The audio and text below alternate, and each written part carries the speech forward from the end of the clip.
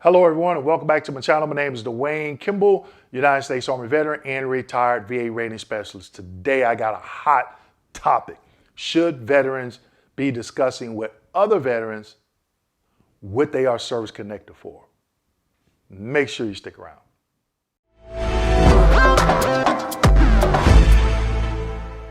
Okay, everyone, let's jump right into it. I know this is going to be a hot topic, and I know I'm going to get a lot of comments. The question is, should any veteran be discussing what they're service connected for with another veteran? And my personal answer is no. Now I'm going to give you some reasons why, okay? But at the end of the day, if you want to discuss with other veterans, that is totally up to you. Now, if you're working with a consulting company, my consulting company, we're going to have that discussion because we need to determine if you're service connected. Have you filed a claim before? What was it for? Why was it denied?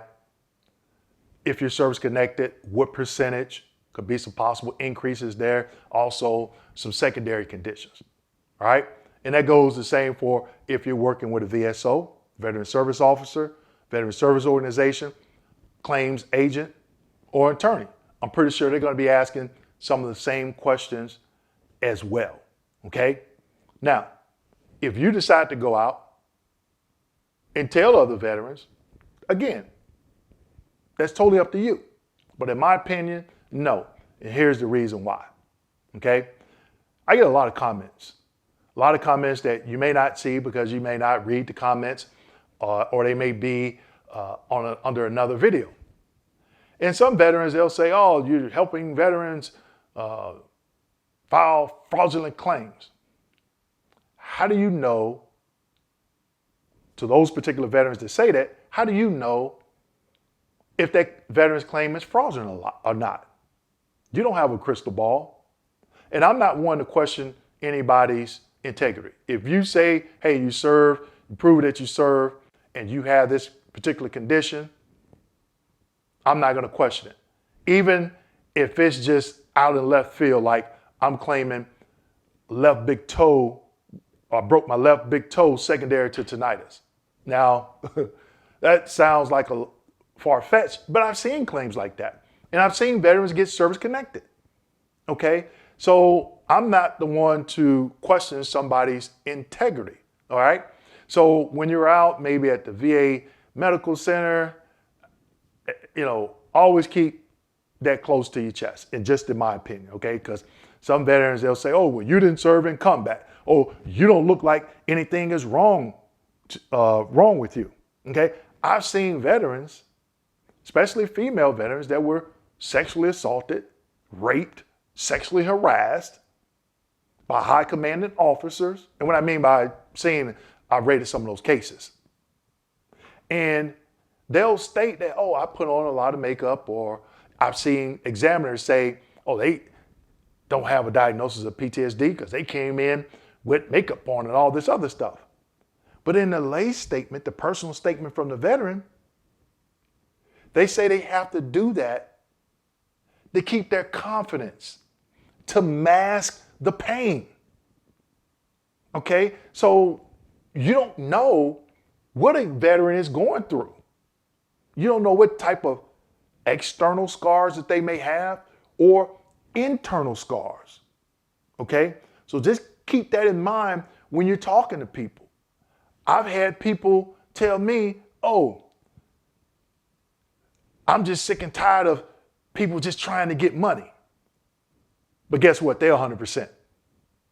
So basically what they're saying is their service has more weight than somebody else's service. Oh, I served 30 years and I went to combat, and you got vets out here that only served 3 months and they're 100%. But what they're not saying is that veteran that served 3 months was gang raped by other veterans that were supposed to have their back and are having difficulty in life. Okay, so again, you don't know what some of these veterans went through. And I'm gonna tell you a quick story. And I went back and forth about how I was going to tell you this story. and what was I going to omit? Okay. I'm traveling to an event. I'm not going to say where I was traveling to, but it wasn't a veteran event. I was traveling to a business event, and I'm in a particular airport here in the United States. And I see someone at the gate, and I recognize them. And I go up and I introduce myself, and they're a veteran as well. And I introduce myself, and I explained to them where I knew them from. They were like, yep, that's me. And I just asked a question. I didn't ask what they were service connected for, even if they were service connected. I asked the question, hey, the VA taking care of you? Oh yeah, the VA is doing an awesome job. Cool. Here's my card. Check out some of my YouTube videos. And they said, hey, awesome. I'll do that. Somehow we got on the topic of military sexual trauma, which you don't see a lot of videos about on YouTube. I've done 2. I've actually interviewed a military sexual assault survivor whom is a male. Okay, it happens. All right. And this is where the conversation went kind of left. Well, not kind of, it did. It went left. And this person looked at me. When we were talking about military sexual trauma, this individual looked at me, didn't stutter, didn't even break stride in what they said. They looked me dead in my eyes and they said, that's a choice. And what they were referring to, they were asking me questions about the VA claims process. And I said, hey, some of the, not hardest, but some of the mentally challenged claims to work was military sexual trauma. Because these individuals that go through that traumatic event, sometimes they get very descriptive. And I'm like, I'm no mental health professional. I'm not even a medical professional. But when I saw when I read some of those descriptions, I'm gonna tell you, it weighed heavy on me. Really heavy, because I'm like, what are these commanders doing where these veterans are getting put out the military because they're having issues? Okay, so I don't want to go too far off on that. So the individual says, after I explained that, and I'm like, these individuals, some of them are having a really hard time reintegrating back into civilian life. They're depressed because some of them wanted to make a career out of this and they just couldn't, push forward. And that's when they looked at me and said, oh, that's just a choice. And I'm gonna tell you, I was speechless. But at that point, when they said that, I lost all respect. I did. I said, okay, have a safe trip. And I walked off. And I got to thinking,